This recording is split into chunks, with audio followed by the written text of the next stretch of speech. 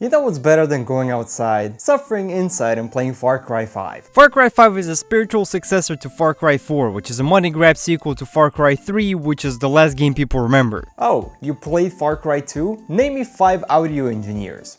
I'll wait. And despite me only playing Far Cry 6 and having an absolute blast exploring the world with my friend, Far Cry 5 sounded like an idea born in heaven. Apparently Ubisoft thought otherwise. Launching Far Cry 5 introduces you to the beauty of the unskippable cutscenes that make Hideo Kojima's cutscenes look like a YouTube ad. The cinematography was so good it left me speechless and deaf. Volume has always been a problem in video games, but not to the point where I have to lower it down in Volume Mixer. What I managed to understand though is we arrived to some land called Montana to arrest a local religious man that brainwashed half the people into thinking that he is Jesus Christ. On a budget. Instead of turning water into wine, he spikes it with Fent. We take him hostage, but shortly crash back to the ground, where the Jesus miraculously survives and blames it on the divine intervention. Then we run around a little bit, drive around a little bit, get a tiny tutorial on what the hell the next 60 hours are going to be like, and are let loose to explore the world.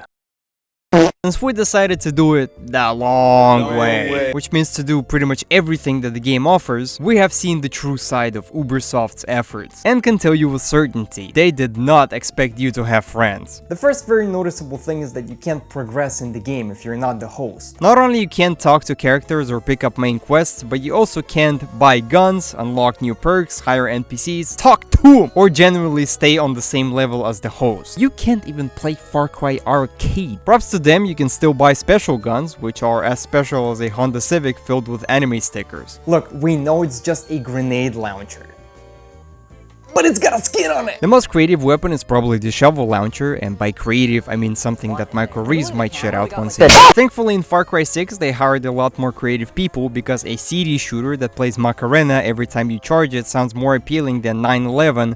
But look, it's gold now. I'm not kidding, half of these guns are just guns, but not really. But if you think lack of co-op progression is bad, that's just the tip of the iceberg. The entire world of Far Cry 5 simultaneously decided that fuck you and your friends, and made it look like the game came out yesterday. If I name every single bug we stumbled upon, the video will be longer than the credits to Far Cry 6. It's 56 minutes long. We watched like half of it and then just googled it, and yeah, it's 56 minutes. They unironically mention every single employee they have around the world. And don't get me wrong, I love bugs. While most people hate them, I find them entertaining enough to keep myself sane while trying to find 20 wine barrels scattered across the whole freaking lake. Like here, where a woman perfectly parks a plane and then struggles to fly it again. I wonder what could be the cause of that. Or an NPC having absolutely zero reaction to a plane crash nearby. Yeah, I've seen this before. Light work, no reaction. Remember that incident with the Tesla car where it avoided a kid on the street? Well, now we know what Elon trained it on. But that is absolutely nothing against the... If we're mentioning the bugs in Far Cry 5, we cannot not talk about the door. In the final mission of Herbane River, you have to escape a bunker. For some reason, if anyone besides the host would open the door, it would shut back halfway and tease you with a little crack of freedom. Sometimes even if the host opens it, only he can go through because apparently he doesn't see it. It's closed, bruh. What? What? Of course, the easiest thing would be just to let the host open the door. But that would be too easy. We have tried everything, even limiting FPS to 120, because some games cannot comprehend you having a powerful enough computer to have more than 60 frames. That, by the way, made it even worse. So after a couple of tries exploring each other, reviving through the crack, and trying to squeeze through any way possible, we just ended up doing the right thing. I asked the CEO of Ubisoft about it, but he laid me off.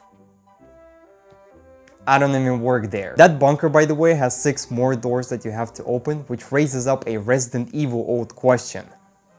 How do they usually get in there? Weapon-wise, you have a pretty regular set of options, which I unfortunately wasn't able to try out because, again, Ubisoft didn't expect you to have friends. But realistically, who needs guns when you got shovels and bats? Although physically impossible, the bat could be thrown towards your enemy with more satisfaction than actually shooting them. Same goes for the shovel. Actually, fuck the shovel, try one punching a redneck so hard he phases through the ground.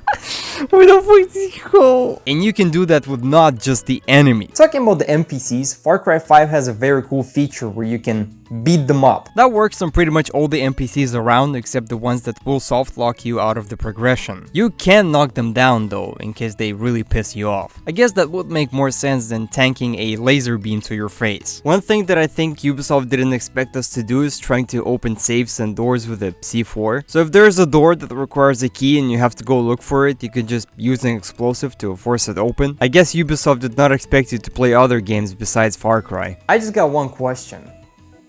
What's up with the sauce? There are bottles of sauce literally everywhere you look, but barely any flour, eggs, or cheese. Yeah, you see a few pizzas here and there, which look like a fucking radiation from Chernobyl, but not enough to require that much sauce. I know from my personal experience that one can is enough for 53 pizzas, but what do they do with the rest? Just drink it? Mission-wise, you got plenty of things to do. Go kill this, find that, fart shit, pee, and so on. Bull testicles, count me in! I feel like prepper stashes really make you feel like Far Cry was going towards the Dying Light direction, and then shit itself on the way because Dying Light actually has a better co-op. But when we're talking about the missions, we cannot not talk about the Clutch Nixon! Here you try to replicate stunts done by a legendary stuntman, Clutch Nixon, by the way, not a real person, which mainly includes you flying or driving through rings, but some are insane, like driving a car lit on fire. Those missions are actually the only ones we had problems with because, well, it's actually pretty hard to control most of the vehicles in this game, especially trying not to hit a tree with a wingsuit. And then you meet Larry. Free Larry?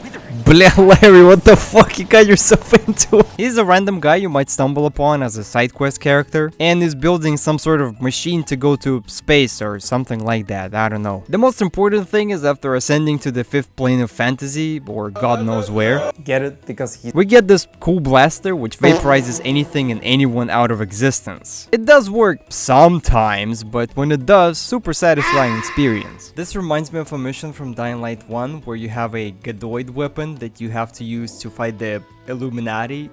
Yeah, that makes total sense. Although that gun was actually pretty useless. Other than that, the story is pretty cool and apparently is one of the best in the series after Far Cry 3. And despite us caring more about completing missions rather than focusing on the story, each cutscene and revelation kept us wanting to keep pushing forward and finally reaching the man in charge. As of now, we fully completed both John and Faith's region and are missing Jacob's Seed. this is it for now. Next week I'll play something else.